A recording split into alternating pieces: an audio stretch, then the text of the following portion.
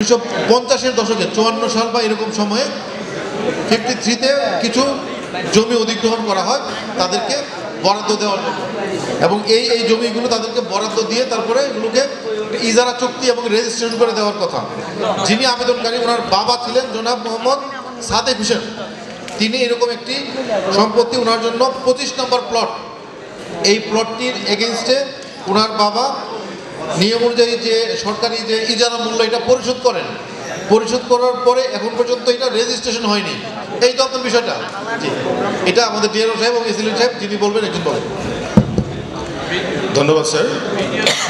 বিষয়টি স্যার আসলে আমরা এতদিন পর্যন্ত জানতাম না, ওনার অভিযোগটা আমাদের পর্যন্ত স্যার আসে নাই। গতকালই স্যার যেহেতু অভিযোগ আকারে পেলাম স্যার, তাৎক্ষণিক আমরা ফাইলপত্র গেটে যেটা পেলাম স্যার,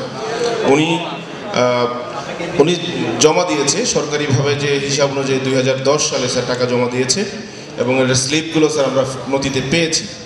কিন্তু আবেদনের বিষয়টি স্যার আমাদের জানা ছিল না স্যার। এখন যেহেতু আমরা আবেদনটি পেয়েছি, আমরা স্যার আইনগতভাবে এবং সরকারের যদি কোনো স্বার্থ জড়িত না থাকে প্রয়োজনীয় যাচাই বাছাই সহ যত দ্রুত সম্ভব স্যার, দ্রুততম সময়ের মধ্যে আমরা রেজিস্ট্রেশনের ব্যবস্থা করবো স্যার। আমরা একটু স্যার এখানে এসিলেন্ট মহোদয় আছে, এখানে দাগের বিষয়গুলো আছে একটু স্যার আমি একটু অ্যাড করতে চাই। সেটা হচ্ছে স্যার আমাদের ওনার আবেদনটা আমলে আসার পরে স্যার উনি স্যার উল্লেখ করেছেন যে 634 এবং 635 দাগ যে অনুযায়ী স্যার তার দোকানটা পড়ার কথা, কিন্তু স্যার সিএস অনুযায়ী তার দোকানটা যেখানে আমাদের রানীবাজারের 25 নং প্লটে আছে স্যার, এটা হবে সিএস অনুযায়ী 528 নম্বর দাগে, এবং স্যার এটা আরএস হবে 211 আর আমার বিএস হবে 2353। সেই অনুযায়ী স্যার আমরা স্কেচ ম্যাপ করে দেখেছি যে উনি যে আবেদন চাচ্ছেন যে 634 এবং 635 দাগ, এটা আসলে স্যার উনি আবেদনের দাগটা ভুল বলছেন।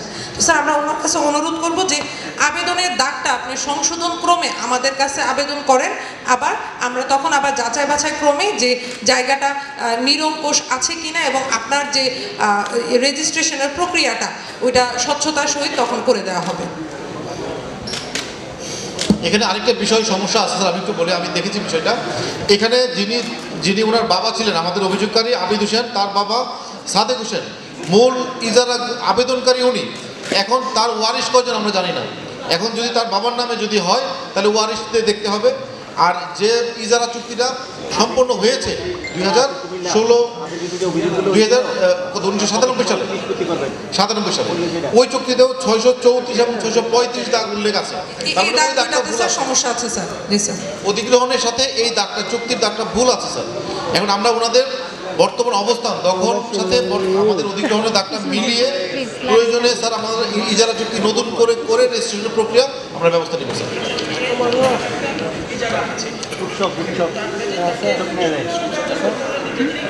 আমরা করে নিব স্যার এটা। উনি ক্ষতিগ্রস্ত হবেন না। আমরা ওই যিনি সাদেক হোসেন তার ওয়ারিশ উনি একাই না, ওনার ভাই বোন যারা থাকবে সবাই হকদার, সবাই হয়ে আমরা এটাকে সম্পন্ন করে দেবো স্যার। ধন্যবাদ।